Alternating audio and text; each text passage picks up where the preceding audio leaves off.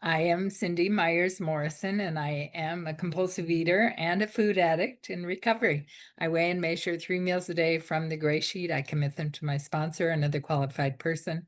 I don't eat in between meals no matter what. And my abstinence and my sobriety are the most important things in my life today.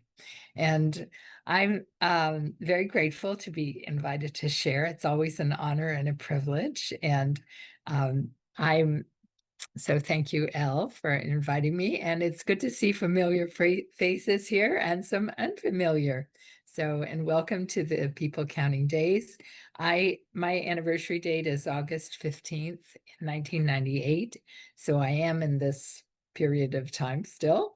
And I want to talk a little bit about that because I came to the program that existed at the time that I came in 1971, and on the table was the green sheet, the blue sheet, the kind of salmon colored sheet, and the gray sheet. And they looked at me. I was about the size I am now. They looked at me and they said, "The gray sheet is for you." And I thought, okay, whatever, you know. And I had come because I was crazy in the head with food, totally obsessed with food, thinking about it, trying to get rid of bags and wrappers and whatever, and starving myself for part of the day, binging part of the day. I was a mess. I just had a terrible time with food, and it was mostly right here between my ears, and then what I would put in my mouth at late in the day. And I didn't have 2 hour binges. I had binges that went from when I finished work at 3 o'clock all the way until I passed out, whenever that would be. And so I didn't fit what later became binge eating disorder because my binges were long. They were not short, 2 hours. I came from a swingers party. That's where I had met the host of the swingers party who brought me to two programs. I didn't think I needed the other program, but it turned out that in the beverage program, they suggested that I stay. And they told me to keep coming back. And in this program, after I had lost the few pounds that I always wanted to lose, discard, I thought, well, I don't need two programs. And so, well, and I left for 27 years. So what happened in that 27 years was hellacious. I had a terrible time with food. I had a terrible time with the effects of food in my body. And the World Health Organization has right now the opportunity for each of us to respond to their to a plan for food use. I think the name is something like substance use, ultra processed food use disorder, so that it falls in the same category as alcohol, as drugs, as cigarette smoking, as nicotine, um, gambling also. So, and if you're interested in doing that, talk to me after. I'll put my phone number in here so you can do it if you'd like to comment on that. Um, that's an outside issue, except that if doctors had known what was wrong with me when I said that I was crazy with food and I just couldn't stop eating and I had cravings all the time, and I was miserable and I had psychiatric disorders. I was labeled early in my 20s. I'd been labeled schizophrenic. Later, I was labeled bipolar disease, later late luteal phase dysphoric disorder, which is quite a mouthful, but it means you've got PMS on steroids. And I had migraines for 40 years. I had this kind of intermittent rage that would just flood me, and I would act out with terrible behavior in circumstances that I always regretted afterwards. I had an addiction for love and fantasy and sex, and you get the picture. And I smoked 4 packs a day in 1971.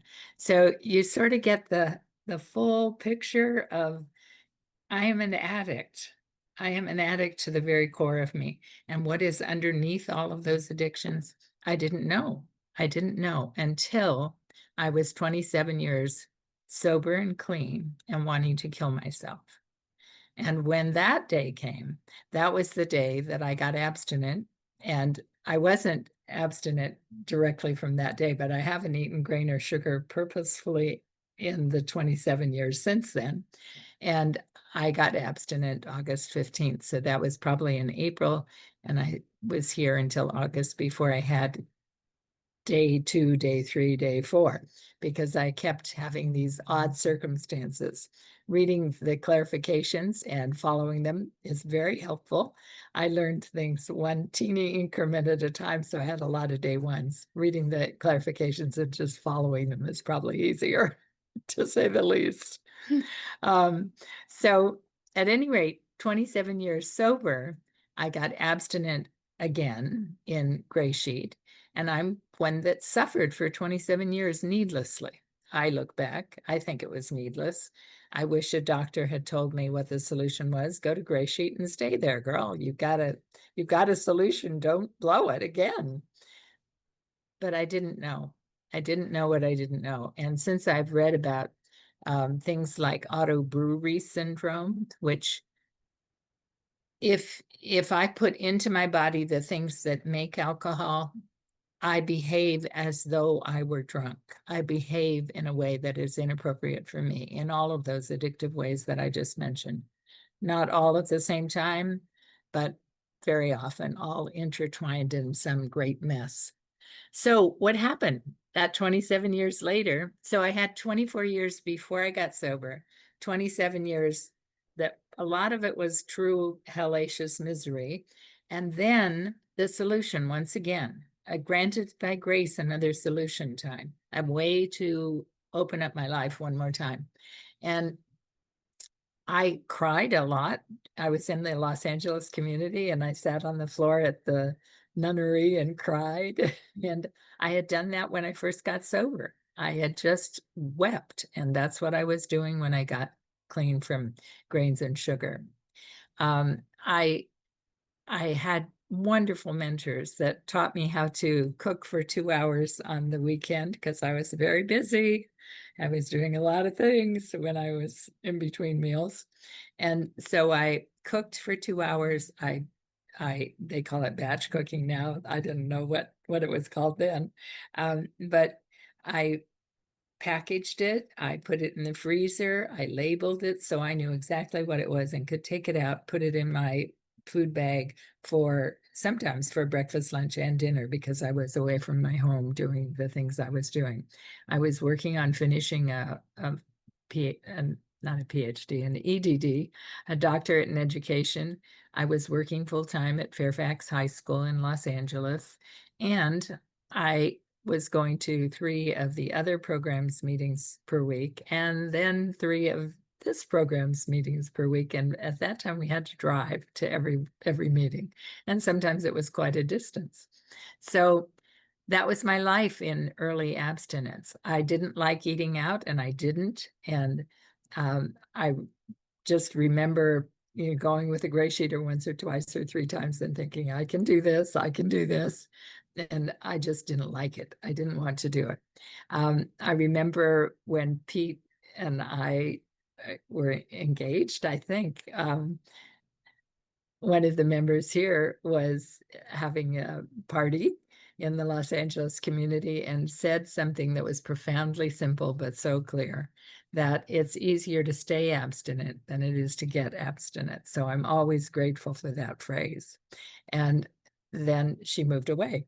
And it has been easier to stay abstinent than to get abstinent. I keep remembering what it was like to get abstinent, and I don't want to do that again. I don't want to get that close to suicidal ideation and then the willingness to take my life that day. So I have a life way beyond my wildest dreams. That's the title of somebody else's autobiography, but it could be mine too, because I went from damaged goods to a life beyond my wildest dreams. I got married to Pete when I had a year of abstinence, and he was someone who had wanted to marry me for 25 years. And I kept saying no because I was too crazy and I knew I would harm him, and he was a good man and I didn't want to harm him. And after a year of abstinence, I thought, I am a good woman and I have the capacity to be a monogamous woman and to stay in a healthy relationship with this man. And we got married, and we're coming up on 26 years of marriage in just 25 more days, which is just mind-boggling because I had a husband when I was drinking. I had a husband when I was sober. I had a wife of 14 years, and then a whole lot of other people scattered through there.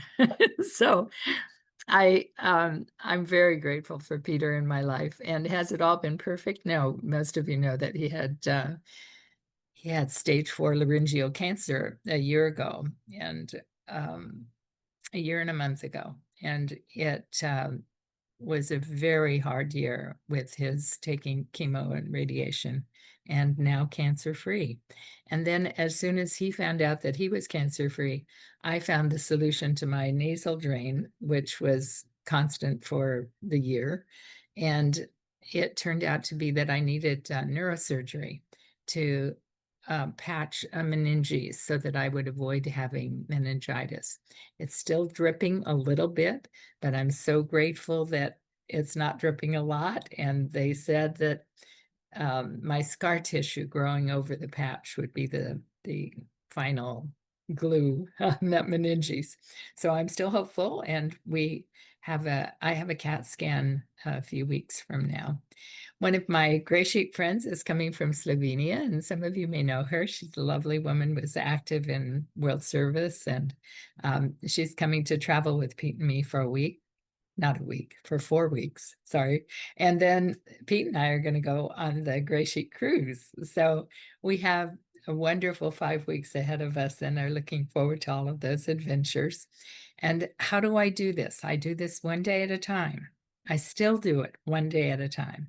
And I'm grateful for every single one of these days, especially this last year. I'm grateful for a wonderful sponsor who has over 40 years of abstinence in Gray Sheet.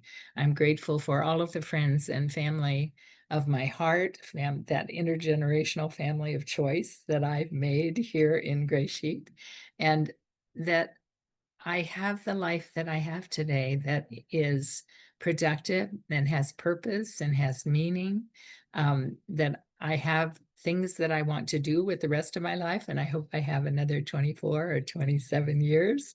We'll make bookends of all of this.